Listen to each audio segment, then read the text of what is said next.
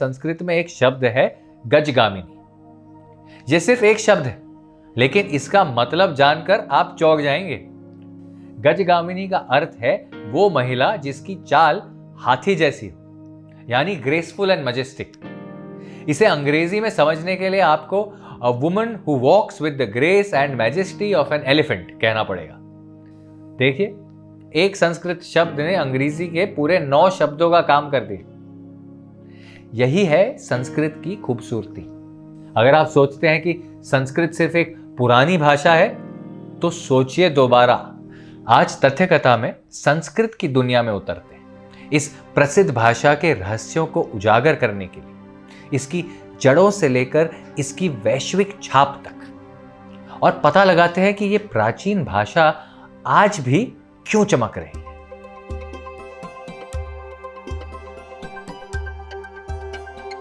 संस्कृत के पास दुनिया की सबसे बड़ी शब्दावली है।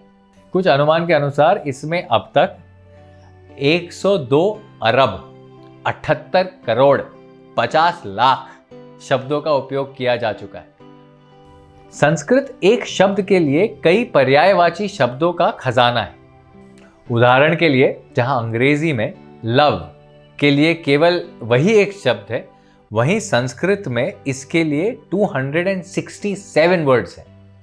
हाथी के लिए 100 से ज्यादा, पानी के लिए 70 से अधिक, और कहीं जाना के लिए 122 से ज्यादा शब्द। संस्कृत का यह खजाना अंग्रेजी के कई शब्दों का जड़ भी है। मस्कीटो संस्कृत के मशक से, बैंगल संस्कृत के पांगड़ी से, शुगर संस्कृत के शर्करा से, और कैम्फर संस्कृत के कर्पूर से निकला है।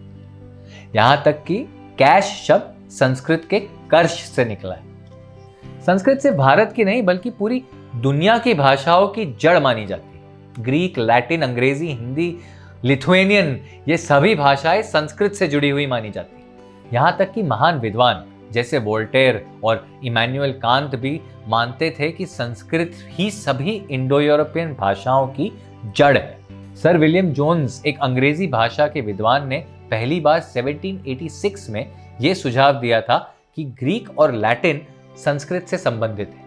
यूरोप की कई भाषाओं में, खासकर पूर्वी यूरोप की भाषाओं में, कई शब्द ऐसे हैं जिनका मतलब संस्कृत और उन भाषाओं में एक जैसा है। जैसे लिथुएनियन में गॉड को डिवास कहते हैं और संस्कृत में इसे देव कहा जाता है। ऐसे ही रशियन में गॉड के लिए शब्द है बॉग, और वैदिक संस्कृत में भग। स्काई के लिए संस्कृत में नभस और रशियन में नेबो, और दरवाजा या डोर के लिए रशियन में द्वेर और संस्कृत में द्वार। विद्या, ये शब्द संस्कृत के वेद से बना है, और आज भी चेक यानी चेक रिपब्लिक की भाषा में वेडिक का मतलब है साइंटिस्ट।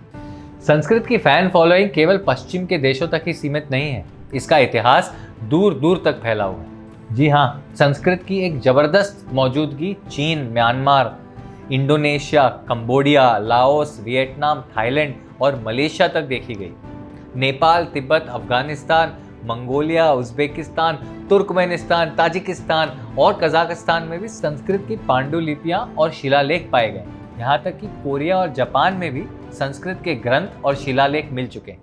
यानी संस्कृत की धमक केवल भारत तक ही सीमित नहीं थी, बल्कि ये भाषा पूरे एशिया में एक जादू की तरह फैली हुई थी। अगर आप सोचते हैं कि संस्कृत सिर्फ एक पुरानी भाषा है, तो सोचिए दोबारा। ये तो एक अंतरराष्ट्रीय स्टार है जो हर जगह अपना जलवा बिखेर रही है। परंतु आजकल ऐसे कुछ सिद्धांत हैं जो ये दावा करते हैं कि संस्कृत का उद्गम भारत से बाहर हुआ और वहां से ये भाषा और उससे जुड़ी सभ्यता भारत में लाई, लेकिन इनमें से कोई भी ठोस प्रमाणों पर आधारित नहीं है।